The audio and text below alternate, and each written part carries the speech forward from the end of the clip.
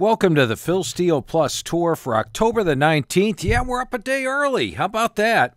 Give you a little extra time to take in the tour this weekend. The tour's been on a roll, 7-2 for the selections the last 2 weeks. And up for you today, I've got 5 selections, 4 quick hitters, and 3 more Chris's FCS plays. And yeah, we got an Ivy League play of the week as well. All right, let's get started with our first game of the week. And I normally give you an AGG game of the week. The AGG game of the week was a winner last week with Notre Dame over USC. But today I'm going to give you a last 4 weeks AGG. And this is the time of the year where the last 4 weeks starts to really be interesting because it gives you more of the team's current form. You eliminate those early games, and it just tells you how they're doing the last 4 weeks. Let me show you where it's located. It's right down here on this line. You see the last 4 weeks line here and the last 4 weeks line here on each team. And last week on the Phil Steele plays for the last 4 weeks, they went 3-2. A winner with, and they had a winner with South Alabama to start this week off. So they're on a nice 4-2 run there. Remember, when you go to Phil Steele Plus here, and you go to the schedule with conference forecasts, I've got them all explained right here. I updated that last week. These are all explained what we do with strength of schedule, last 4 weeks, revenge, FPI, situation. All this is explained, and then you just click here, and this gives you the current record. These are the best bet updates. This revenge, which we're going to talk about in a little bit, 24-5 on the year. But the last 4 weeks AGG off to a nice 4-3 start, and I'll get back to those in a minute. But let's take a look at the last 4 weeks' grades. Boston College comes in at a 105. Georgia Tech comes in at a 98.9. So the last 4 weeks, even with the home field edge for GT, says Boston College by 3.4. And here they are, a 5-point favorite or a 5-point underdog in this game. So right there, the last 4 weeks says Boston College. But of course, I've got more on that. Let's go take a look at Georgia Tech's last game against Miami of Florida. The yards were 453 to 420 to 250, I should say. But it was even worse than that. Once again, collegepressbox.com allows me to post the box scores for each game. You've got all this information on every single game. I personally read through the box score of every single game every single week. But if you go down here and take a look at the end of the game, this is the infamous game where Miami did not take a knee. Had they taken a knee, Georgia Tech would not have got this 74-yard drive in 4 plays. So they actually only had 175 yards versus 453 in this game. The stats were even worse. Now, BC has been playing a lot of close games this year. 3-point game, 3-point game, 2-point game, 3-point game, 3-point game. So 5 of their 6 games have been decided by 3 points or less. Once again, you're getting 5 points here. So that's a nice plus. And then take a look at this. This gives you how they're doing in conference play on the year. Well, Georgia Tech in conference play is minus 65 yards per game. Meanwhile, Boston College is plus 14 yards per game. So you got a team that's outgaining their foes in conference play versus one that's not. You got a team that plays a lot of close games. And now let's go take a look at how Georgia Tech does as a home favorite. Once again, this is new this year. We added the last 10 years straight up in ATS.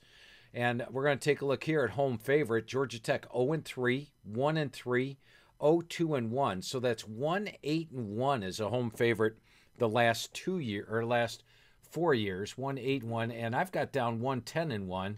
So let's go here to Phil Steele Plus. And when we go to Phil Steele Plus, down here is your college ATS logs. And we'll click on college ATS logs. We'll come down here to Georgia Tech. Home favorite loss. Home favorite loss. So it is correct. 1-10-1 as a home favorite. And look at this. Boston College played a powerful Florida State and actually outgained them 457 to 340. You got to like that when you're the underdog. And how about the series underdog here? Let's go click on this. Anytime you click on the opponent's name right here, you get the last 26 years matchups pops up at your fingertips. Underdog 1, underdog loss, underdog 1, underdog loss, underdog 1, underdog 1, underdog 1. The underdog is 5-2 the last 7. And 4 upsets the last 7, 4 outright upsets. So you might look at BC on the money line as well. So add it all up. You got all that going for you. It's your last 4 weeks AGG play. It is Boston College +5 over Georgia Tech. Now, I talked about the revenge plays. You know, I've had years where I've watched revenge plays go 50% on a year and say they were overrated, but not this year. The revenge plays are on a roll. We highlight them on Phil Steele Plus. Once again, just go to your scheduled conference forecast, click here, and the revenge plays. Oops, that was wrong. Well, it's over here. Let's click back to this one. Right here it is. All right, here we go. Your conference revenge plays are 24-3. They did lose one last week with Oregon over Washington, but the winners were James Madison over Georgia Southern. They were Oklahoma State over Kansas State, and they were Pittsburgh over Louisville. All as revenge plays last week.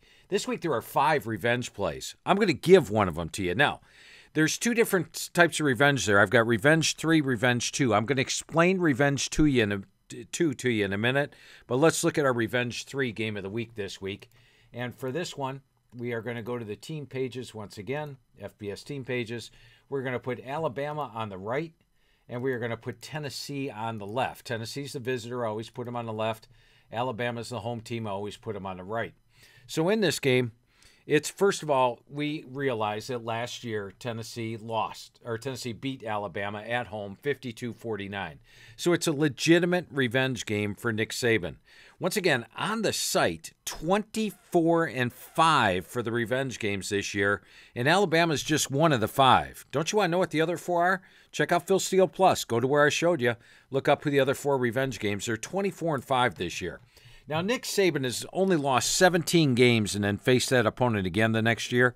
He's 16-1 straight up, 11-6 ATS. You got to like that. I could take you back and show you each one. Take my word for it. All you have to do is click up here under last 40 years results. Go take a look when they lost to a team. That would be in not bold. And then see how they did the next year. And you would see the 16-1 straight up, 11-6 ATS.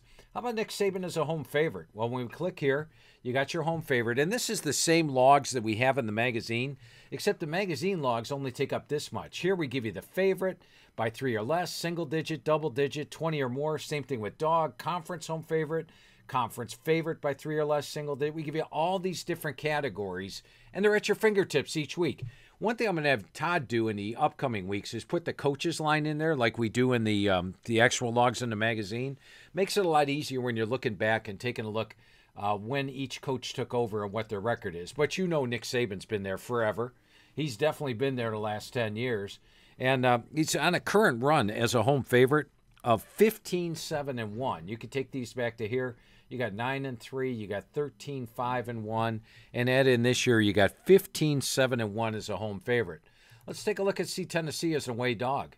They are 0-2, 1-2, and 0-1. So 1-5 the last 3 years as an away dog. Make it the last 4 years.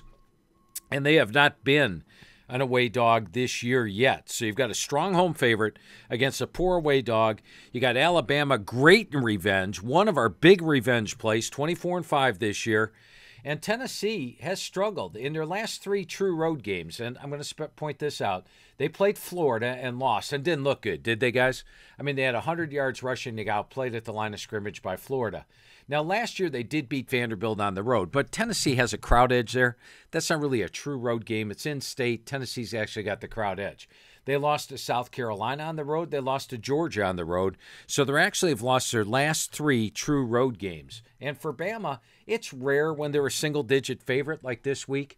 And Bama's just, I believe, a 8.5-point favorite this week. So they are a single-digit favorite. And the last time they were, if we go take a look at our last 40 years results, was back in 2020. They were a single-digit favorite here against Georgia, -5. They won the game by 17. So we got a lot of factors in our favor. The main one, the Revenge 3 game, 24-5 on Phil Steele Plus. Check out Phil Steele Plus for all those best bets each week. That's a new feature we put up this year. A quick note for you. You guys have been taking advantage of the guarantees I've tossed up the last 2 weeks. Let's take a look at them. 2 weeks ago, I guaranteed the Phil Steele Plus tour. We went 4-1. The Ohio line was originally 26, dropped down to 24.5 on Friday, and stayed 24.5. Actually got down to 24 on Saturday. So that is a win. We went 4-1 that week for the guarantee number 1. Then I also offered the guarantee last week on my Inside the Press Box plays. Well, the Inside the Press Box plays, the Phil Best Bets, went 5-0. You got to love that. So this week, what's the guarantee? I'm going to give you guys another guarantee. We're going back to Press Box again.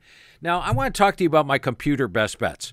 My computer best bets on the season are having a losing year. That's right. It's the first time we've included them, and they're actually having a losing year. But if you read the magazine and you look at my offense and defense forecasts, I am simply amazed every year when I flip, and when I'm doing that write-up, the first thing I look at is, okay, what did my computer project for the yards and points last year, and what did they do?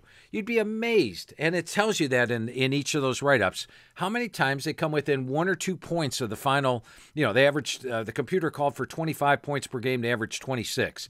The computer said they were going to gain 397 yards per game, they gained 395. So I know my computer is on the money and accurate. It has struggled with the big plays early on. Like I said, a losing record so far for best bets. So I have full confidence in my computer. I think my computer is going to have a massive final 6 games this year, final 6-7 weeks of the season, all the way through the bowls, 8, 9, 10 weeks, all the way through the bowl games. I think my computer is really going to pick it up, and it's going to be much like reading a magazine. When you get to the end of the year, you're going to say, wow, computer's on a roll. Well, this week I'm guaranteeing my computer's best bets. So if you get this week's issue of Inside the Press Box, and you can look at my computer's best bets, there's 5 of them this week. They are guaranteed to have a winning week, or you get next week's Press Box, a $20 value free. Now, last week I discounted Press Box for you, gave it away for $10. I can't do that. I mean, it's got the computer best bets. It's got my best bets, which went 5-0 last week. It's got the write-ups on every single game. It's got my computer's forecast on every single game. It tells you the teams they've been playing all year, the offenses, defenses. It's all in there every week. It's a $20 value. That's a good deal. But I can give you something extra this week.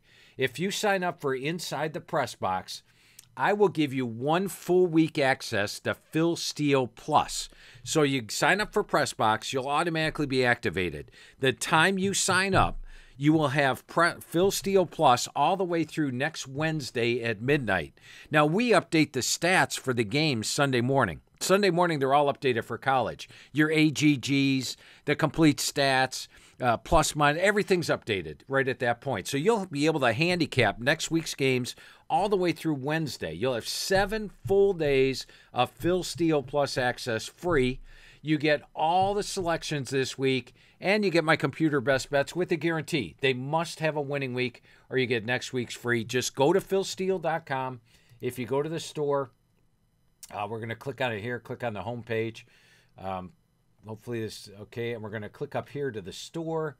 And when you go to the store, now the press box will be updated after 3 o'clock. Just go to the Inside the Press Box college. Let's see where it's at. Oh, it's not updated because it's not up yet. It'll be up there. This is for the season, $169 for the rest of the year for college. But click on it when the single issue's up, probably around 3 o'clock this afternoon, maybe even a little earlier. We'll see if Todd can get his butt moving today. And if he gets that up earlier, just click on it, purchase it for the $20. You get the guarantee. You get the computer best bets. You get my best bets. You get write-ups in every game. And you get a full week's access to Phil Steele Plus. You could be playing around with Phil Steele Plus all night tonight, Friday, Saturday, Sunday, all the way through next Wednesday. So that's your guarantee. Check it out this week. All right, let's get back to those selections. And I've got 3 more for you. And the first one is my Revenge 2 game of the week. So let's take a look at that. And it is going to be Ole Miss against Auburn. Now, what is a Revenge 2 game of the week, and what separates it from a Revenge 3? A Revenge 3 game of the week is a game where a team was favored last year and lost. So they're the better team. They lost outright, and hence it's a Revenge 3. This one's a little different. It's a Revenge 2. There are mitigating factors here. Now, Ole Miss was favored in last year's game, and they beat Auburn, okay? That's why it's only a Revenge 2 game. Auburn was not favored in the game. However, why is it a revenge game? Well, let me show you why. If you take a look at Auburn against Ole Miss, Auburn's dominated this series. Look at this. They've only lost 6 times since 1997. And I'm going to take you back even further than that. But rare when they lose. But let's take a look at how Auburn does the week after, or the year after losing to Ole Miss. They haven't lost back-to-back games since the 50s. So here, they lost to Ole Miss. They won the next week as a dog and covered. They lost to Ole Miss. They won the next week and covered. They lost to Ole Miss. They won the next week and covered. They lost to Ole Miss. They won the next week and covered. They lost to Ole Miss. They won the next week and covered. That's 1, 2, 3, 4, 5. But I could take you back further. And this is on every team. You can get the last 40 years' results. It takes you all the way back to 1976. So right there, what I just showed you took us from 1997. So let's go back further than 1997. And if we take a look here, we're going to see they beat Ole Miss. They beat Ole Miss. Once again, bold means they won the game straight up. The win-loss means whether or not they covered the game. So they beat Ole Miss, beat Ole Miss. Nope, didn't play them there. Ole Miss, they beat them. Ole Miss, they beat them. Here's a loss to Ole Miss. What'd they do the next year? -3.5 and covered. That's 6 for 6. On years after Ole Miss beat Auburn, they covered. Beat Ole Miss, beat Ole Miss. Didn't play them. Didn't play them. Didn't play them. Didn't play them. Beat them. Beat them. Take it back further. Didn't play them. Didn't play them. And we'll see if they played Ole Miss in here. Ole Miss, Ole Miss. I know they beat them here and they beat them here. So only 6 times since 1976, 7 times, has Auburn lost to Ole Miss. The previous 6, they've got the revenge the next year and won the game. But something else I want to show you, and actually there's more. There's not just one factor on these selections. Every time I show you a selection, there's more. So we've gone back and took a look at all that. But let's take a look at how Auburn has done home and away. Auburn at home averages 454 yards per game. On the road, 241. They got 230, 200, 293. Completely different home. Remember Georgia? They were a huge dog. I liked Georgia in that game. They almost beat Georgia outright, only lost by 7. So they average 210 yards more at home than they do away. How about Ole Miss? They average 568 yards at home. What do they do on the road? 332. Auburn actually averages 100 yards more at home than Ole Miss does on the road. And you've got the underdog here. You've got them playing with revenge, too. Add it all up. I like Auburn plus 6.5 over Ole Miss. All right, if you've been watching Phil Steele Plus through the years, you know what's coming here. You knew it. We got Air Forces playing Navy. This has been a staple for the Phil Steele Plus tour. We're going to put Air Force on the left. We're going to put Navy on the right. And you know, Service Academy versus Service Academy, what happens? Both teams practice against the option, know all the options, strengths and weaknesses inside and out. The thing the option does is it gives a team like Air Force, when they're playing any of these other teams, a big advantage. The other team has basically 1 week to prepare for the option. They never face the option. They cannot duplicate the option in practice because they don't have the players for it. They cannot come anywhere near the speed. Navy can. Army can. Guess what? That's what happens. So let's take a look at this. When Air Force plays Army, let's point out the Army game. Look at this. 1, 2, 3, 4, 5, 6, 7, 8, 9 straight unders. When Air Force plays Navy, let's take a look at this. 1, 2, 3, 4, 5, 6, 7, 8, 2 and 1 to the under. And then we're going to take a look. Last year we used all 3 on the Phil Steele Plus tour. We actually went 2 and 1. I got one that still burns my butt a little bit, and that would be the Army-Navy game last year. Look at this thing. Once again, go to the box score. The box score is available not just for this year's games, but for last year's games, the year before, the year before, the year before. So you could actually get the play-by-play from 6 years ago if you want, just by clicking on it. It's all here. This is my site. This is the information I need to work with, and I have it all available. Let's go back to last year's total. The total was in the 30s. Yeah, it was low. Look what the score was at the end of regulation. 10-10. They needed 2 touchdowns in the first overtime. They needed a second overtime to put the damn game over at 20-17. So the one loss last year shouldn't have even been a loss. It should have been 3-0 last year. Air Force playing Navy. Do I need any more explanation? Well, actually, I'm going to give you a little explanation. We give you the individual player stats on every team, right? Well, this helps you tell who's playing, who's not. Now, if we look at the individual stats for Air Force, the only quarterback that's thrown a pass all year for Air Force is Zach Larrier. Guess what? He's not playing this week. He's injured. He's out. For Navy, last week, Ty Levitai was the starter, and then Blake Horvath basically took over against North Texas, and then he got injured. They went back to Levitai. Levitai got injured last week. They were down to Braxton Woodson, getting just his second action of the year. So you've got potentially, I know they've got a backup quarterback. I do not believe Lavitai's playing. It could be two backup quarterbacks here, two defenses that know each other.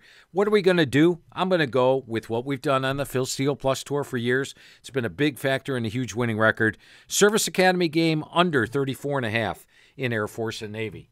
All right, let's go take a look at our angle game of the week this week, and we're looking at Eastern Michigan against Northern Illinois. Once again, this has been a staple of the Phil Steele Plus Tour through the years. Eastern Michigan is a road dog. You already know what to do with that, and we're going to take a look at that game. Now, Eastern Michigan as a MAC road dog. What's the record? Once again, just click up here in their last 10 years. Go to conference, go to away dog. 3-0. 4-1, 7-1, 9-1, 10-2, 13-2, 17-2. I could go back to the logs, but that would take some time up. Go to the logs yourself if you're on Phil Steele Plus. If you got this week's issue, you're already on Phil Steele Plus. You know they went to Central Michigan and covered this year. 9.5-point dog, lost by 3. We know Eastern Michigan is gold as an away dog. How about Northern Illinois at home, though? Northern Illinois at home got a win last week against Ohio. Pretty rare. They were 0-6 last year at home, 0-5 as a home favorite. And then this year, if you look, they did not cover against Southern Illinois, did not cover against Tulsa. So that's 1-8. They are now at home. So you got a poor home team that got a fortunate cover last week. They actually won and covered despite trailing at the half, 13-7. They were outgained 188 to 111 at the half. Do use your halftimes. I write down the halftimes of every game. I'm watching 12 games all day long. When they get to halftime, I write down the halftimes. We've got them right here for you. Not only this year, but you can go back under the last 40 years' results and use halftimes right here. We've got them for every single game, all the way back to, let's see where it takes us to, the halftime since 2004. That really tells you how games are played. You can tell if a team made a big comeback, had the lead at half, etc. So we've got a team that's a great away dog versus a team that's a poor home favorite. Northern Illinois just 3-12 as a MAC home favorite, 0-7 as a home favorite since last year. Remember, the game they covered this year, they were a home dog. So they're 0-7 as a home favorite. Eastern Michigan's getting double digits here, guys. Take Eastern Michigan plus 12.5 over Northern Illinois. Okay, I talked about my computer ratings are going to have a much better second half. I got two teams for you that are going to have a much better second half, and theirs is because of the schedule. The first one is one I brought up last week, San Diego State. As you remember, we used them against Hawaii as a quick hitter, and they won. I pointed out last week that if you look at who they played Ohio, the top team in the MAC. They played UCLA, one of the top teams in the Pac-12. Oregon State, one of the top teams in the Pac-12. Boise State, one of the top teams in the Mountain West. And an undefeated Air Force. In those games, they had a losing record, 2-4. But I pointed out last week, the schedule gets easier. They're playing winnable games down the stretch. Well, they picked up their first win last week. Let's ride them. We're going to keep riding them. We're going to take San Diego State minus 13.5. And one thing they got going for us here as well, and it's something you guys should check out. And I may even add the special teams to the that schedule thing we do. I may add the special teams plays of the week. I might get that done this week. We'll see what happens. But if you go to our special teams, these are updated. Todd gets them updated, as you see, through 10-17. And for special teams, San Diego State is number 12. Nevada is all the way down here, way down here at number 117. So you have a massive special teams edge. And if you look at Nevada a little bit closer, the Texas State game, they covered, but Nevada got a score with 57 seconds left in the game to cover. The Fresno State game they covered, they trailed 27-0. They got a score with 11 seconds left in the game to cover. So the games they've been covering have been fortunate. It's a Nevada team that's all red versus a San Diego State team that's taken a step down in competition. We're taking San Diego State.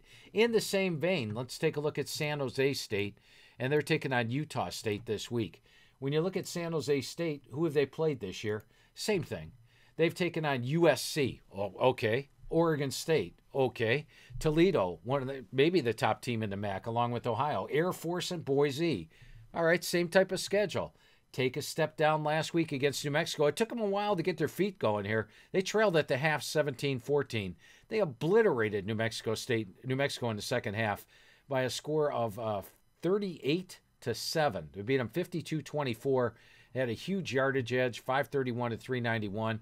They've got the quarterback in Cadero. They've got the running backs, Nick Nash is moved here. As you see, he's getting the ball receiving. He's your backup quarterback as well. This is a dangerous San Jose State team.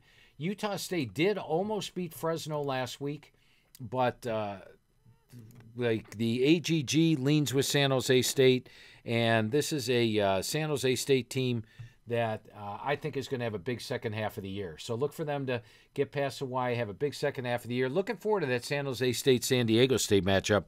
But your two teams where the schedule's getting lighter, San Diego State minus 13.5. San Jose State's only laying 4 at home this week. Let's take a look at the big game of the week. Everybody wants to talk about Penn State, Ohio State, right? And what you could look at is the fact that we're going to put Penn State on the right, Ohio State on the left. You can look at the last year's matchups, and this one I'm going to ignore history. Because if you look at the history, this thing has, well, oh, wow, it has gone under 4 the last 5 years. I actually thought it went over a bunch. The scores have been higher, but it's gone under 4 the last 5 years. That's nice to know. Something I was expecting to see 5-0 on the overs here because last year was 44-31. But remember, Penn State's had a veteran quarterback the last few years. Ohio State's had a veteran quarterback the last few years. And then this year, you've got 2 first-year quarterbacks in a big game. And how about the defenses? And I got to be honest with you guys, when I do my position ratings in the front of the magazine, I don't say, okay, I've got this team rated here on the defensive line. I can't rate them as high on the linebackers. No, I do them all independently.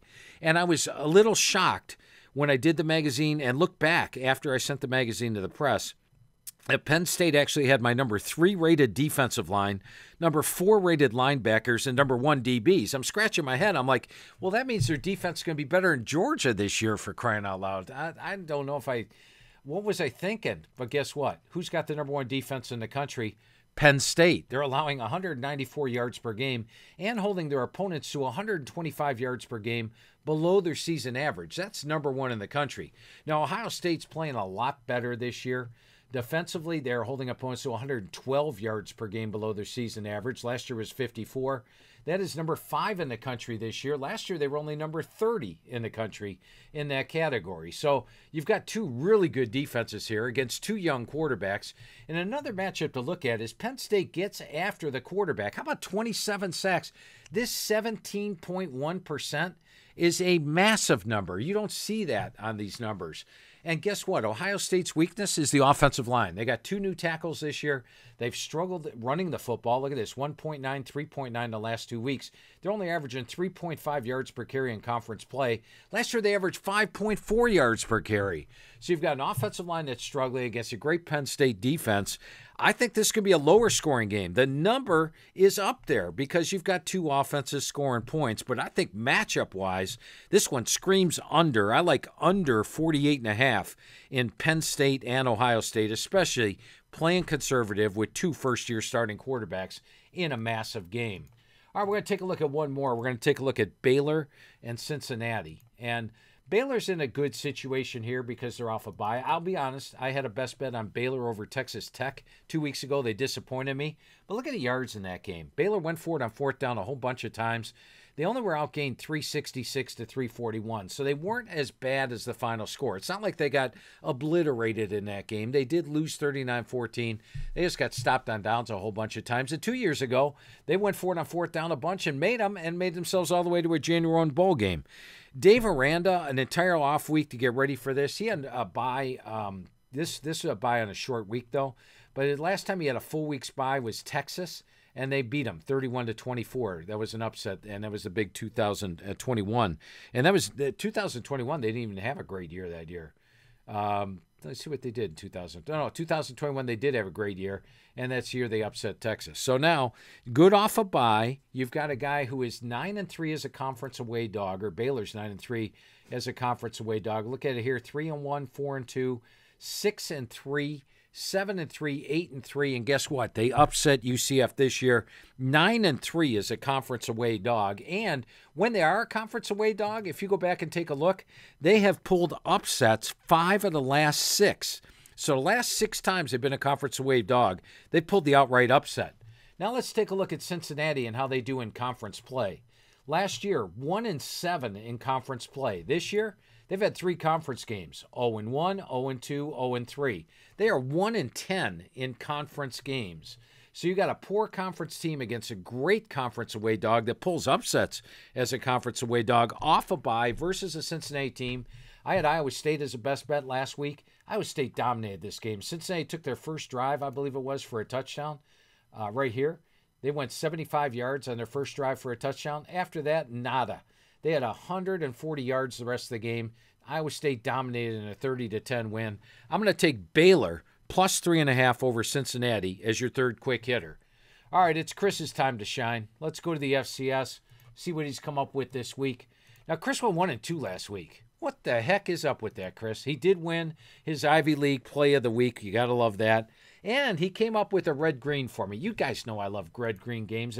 And when you're tooling around on Phil Steele Plus at night and you come upon a red-green game, don't you get excited? You see your team is all green running the football. You see the team is all red stopping the run. The other matchups in the pass as well. Or, vice versa, team all red throwing the football against team green. It's just great when you see the red-green matchups.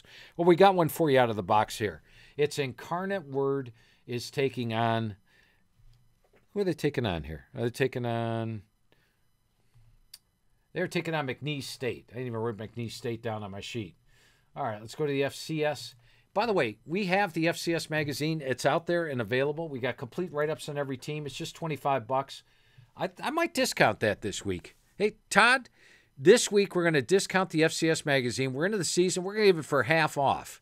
And you can use the code word guarantee on that, on the FCS magazine. You get a complete write-up on every single team, and instead of paying $25, since we're halfway through the season, you could pay just $12.50 and get the FCS magazine for the rest of the year with complete write-ups on every team.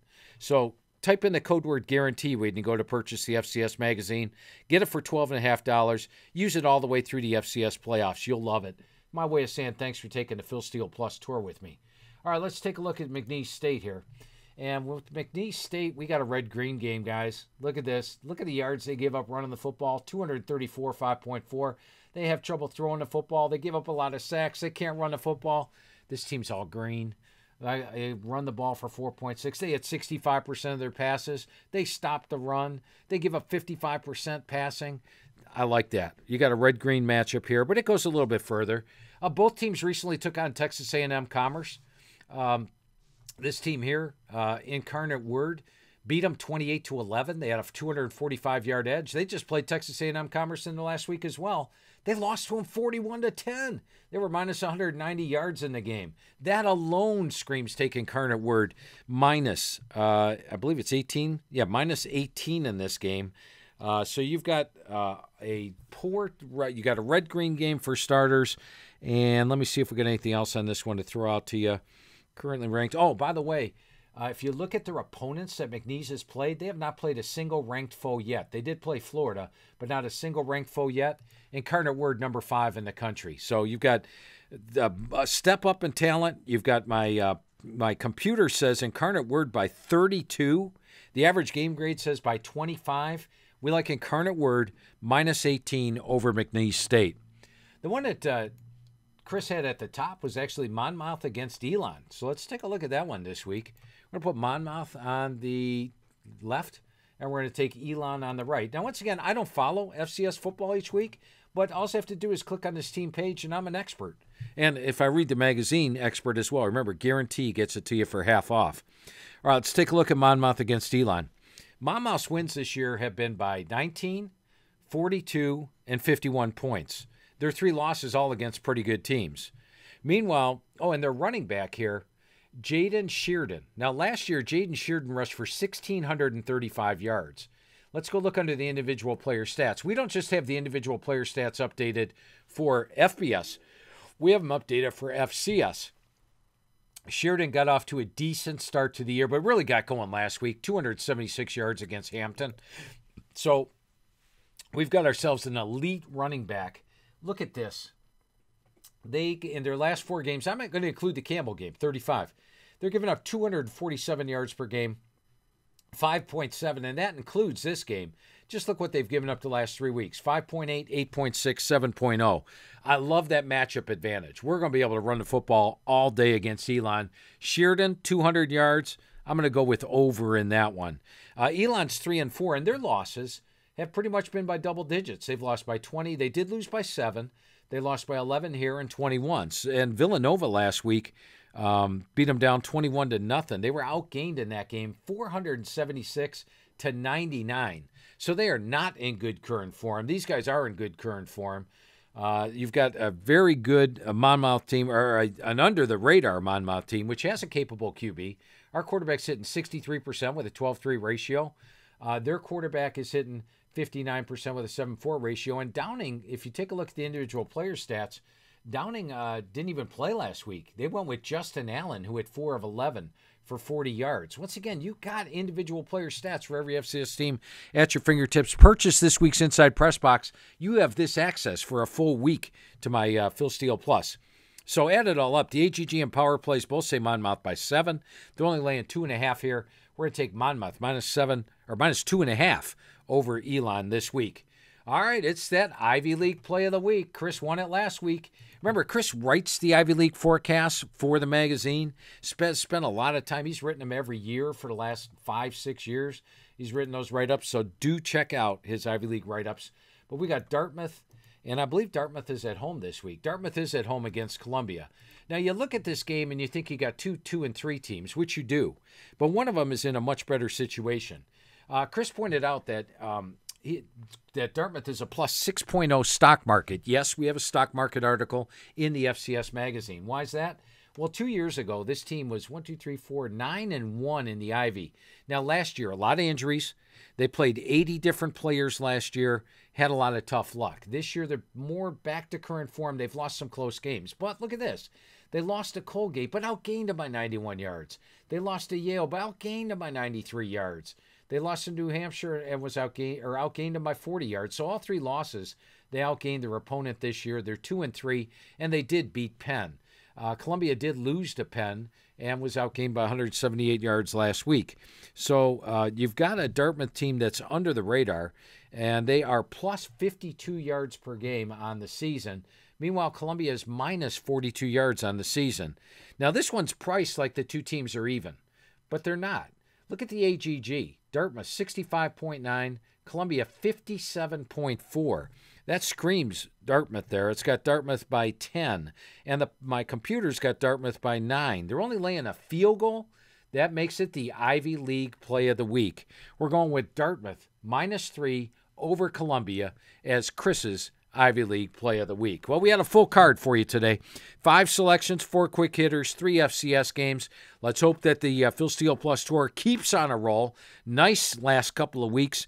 Now 39 and 27 over the last 13 weeks on selections. I'll be back again next week. And let me know if you like these things coming up on Thursday, if that's an advantage to you. Let me know on the tour. And have yourself a great and profitable weekend, guys. Thanks for taking the Phil Steele Plus Tour.